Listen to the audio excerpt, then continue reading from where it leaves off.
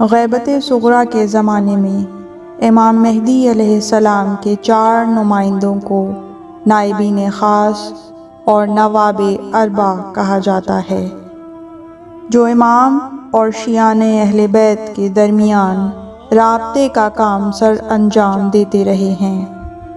یہ چاروں نائبین ائمہ معصومین علیہم السلام کے بااعتماد اصحاب میں سے تھے، جو ایک کے بعد ایک خود امام زمانہ علیہ السلام کی طرف سے منتخب کیے جاتے تھے۔ یہ چاروں افراد تقریباً 70 سال تک ایک کے بعد ایک امام زمانہ جل اللہ تعالی فرجہ کے نائب خاص کے عنوان سے خدمات سر انجام دیتے رہے اور دور دراز علاقوں میں اپنی جانب سے وکیلوں کو تعین کرنے کے ذریعے شیعوں کی درخواستوں اور پیغامات کو امام زمانہ تک اور پھر امام کے جوابوں کو خود ان لوگوں تک پہنچانے کا کام سر انجام دیتے تھے۔ ان نائبین خاص کی دیگر ذمہ داریوں میں امام زمانہ جل اللہ تعالی فرجہ کے بارے میں ایجاد ہونے والے شکوک و شبہات کو دور کرنا اور امام کے محل وقوع کو، ان کے رہنے کی جگہ اور جو بھی چیزیں انہیں نمایاں کرتی ہیں ان سب کو پوشیدہ اور چھپا کر رکھنا شامل تھا۔ امام زمانہ کے ان نائبین خاص کا دور غیبت صغریٰ کے زمانے میں یعنی 260 سے 329 ہجری تک تقریباً 70 سال تک جاری رہا۔ اس عرصے میں شیعہ علماء میں سے 4 اشخاص کہ ان میں سے بعض 10ویں اور 11ویں امام کے خاص اصحاب اور شناخت شدہ افراد میں سے تھے، جنہوں نے امام زمانہ کی نیابت اور امام زمانہ اور شیعوں کے درمیان رابطے کے فرائض انجام دیے۔ ان کے علاوہ تقریباً تمام اسلامی شہروں میں ان کے وکیل موجود ہوتے تھے۔ ان میں سب سے پہلے امام زمانہ کے نائب خاص عثمان بن سعید عمری ہیں۔ احادیث میں آیا ہے کہ امام حسن عسکری علیہ السلام نے اپنے بیٹے یعنی امام مہدی علیہ السلام کو اپنے اصحاب میں سے 40 افراد کو دکھاتے ہوئے فرمایا کہ ان کی یعنی امام زمانہ کی غیبت کے دوران عثمان بن سعید کی اطاعت کریں۔ اسی طرح امام حسن عسکری علیہ السلام نے اہل قم کے ساتھ ملاقات میں عثمان بن سعید کی نیابت کی طرف اشارہ فرماتے ہوئے انہیں ان کی طرف رجوع کرنے کے لیے کہا۔ عثمان بن سعید اپنی زندگی کے آخری لمحات تک یعنی تقریباً 6 سال امام زمانہ جل اللہ تعالی فرجہ کے نائب خاص کے عہدے پر فائز رہے۔ ان کے بعد محمد بن عثمان بن سعید جو پہلے نائب خاص کے بیٹے تھے، امام مہدی علیہ السلام کے دوسرے نائب خاص ہیں۔ جب پہلے نائب خاص وفات پا گئے تو امام زمانہ نے ایک توقیع یعنی ایک خط کے ذریعے ان کے بیٹے محمد بن عثمان کو تعزیت کے الفاظ کے ساتھ اپنے والد کا جانشین اور اپنا نائب خاص مقرر فرمایا۔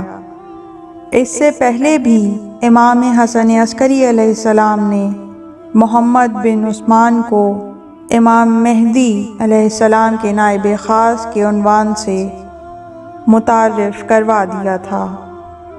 محمد بن عثمان تقریباً 40 سال تک امام مہدی جل اللہ تعالی فرجہ کے نائب خاص کے عہدے پر فائز رہے۔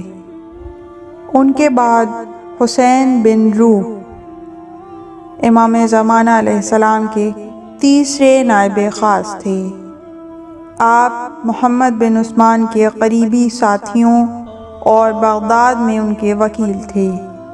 محمد بن عثمان نے اپنی عمر کے آخری ایام میں امام مہدی علیہ السلام کے حکم سے آپ کو امام کا نائب خاص مقرر کیا۔ انہیں شروع میں عباسی حکومت میں مقام و مرتبہ حاصل تھا، لیکن بعد میں ان کے تعلقات خراب ہو گئے۔ یوں کچھ مدت انہیں مخفیانہ طور پر یعنی چھپ کر زندگی گزارنا پڑی، یہاں تک کہ انہیں کئی سال قید و بند کی صعوبتیں بھی برداشت کرنا پڑیں۔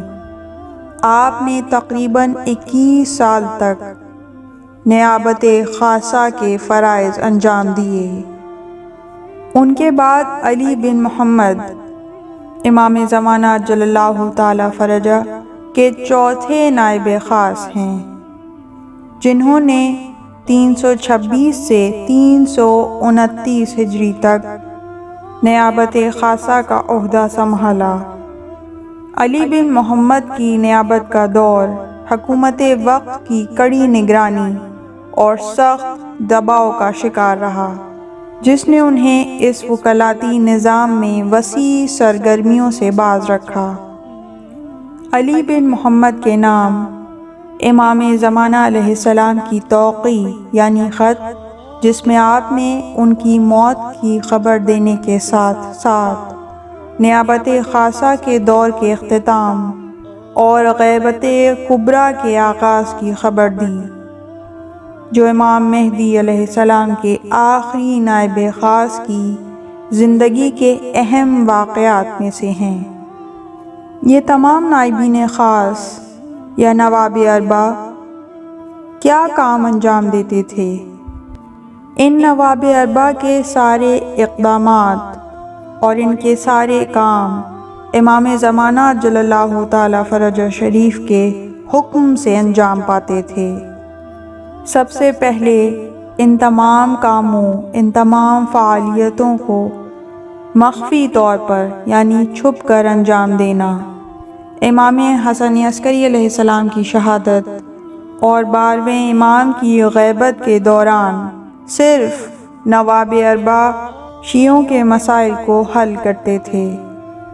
عباسی حکومت کی کڑی نگرانی کے باعث مخفیانہ فعالیتوں کی انجام دہی اور تقیہ کرنا بطور خاص دوسرے، تیسرے اور چوتھے نائب خاص کے زمانے میں اپنی انتہا کو پہنچ چکا تھا، یہاں تک کہ حسین بن روح کچھ مدت کے لیے روپوش ہو گئے اور آخر کار 5 سال تک قید و بند کی صعوبتیں بھی برداشت کرنا پڑیں۔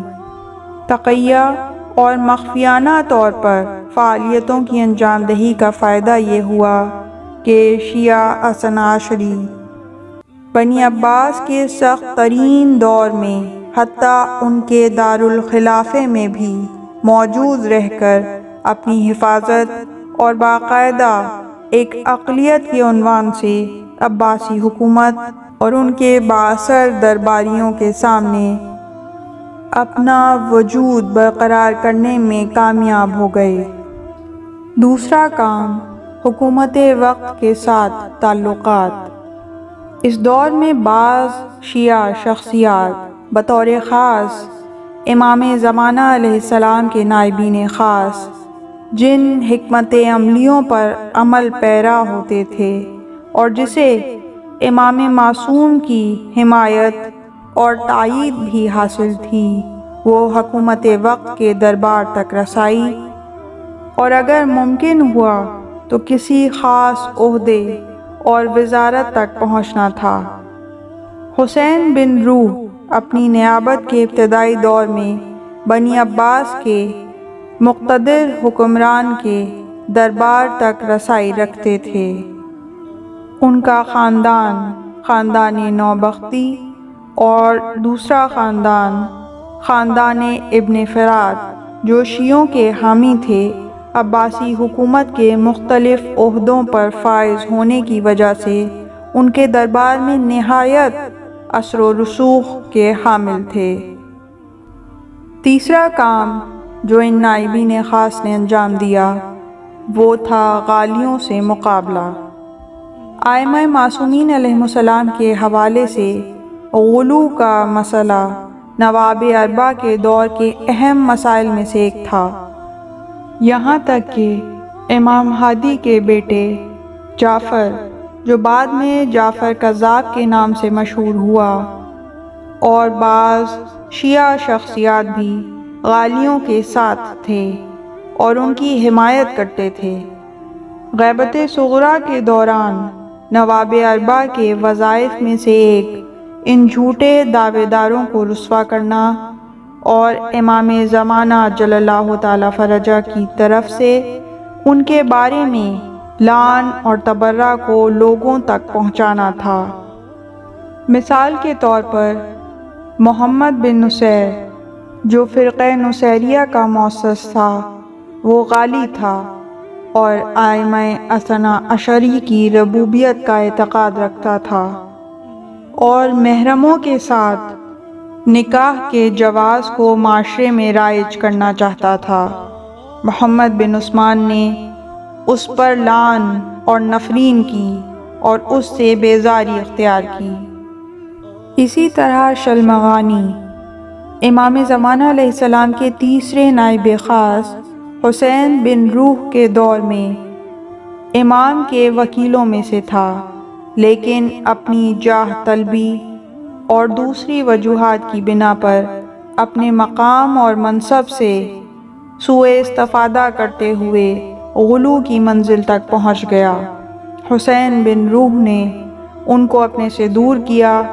امام زمانہ علیہ السلام نے بھی ایک توقیع کے ذریعے اس پر لعن فرمایا۔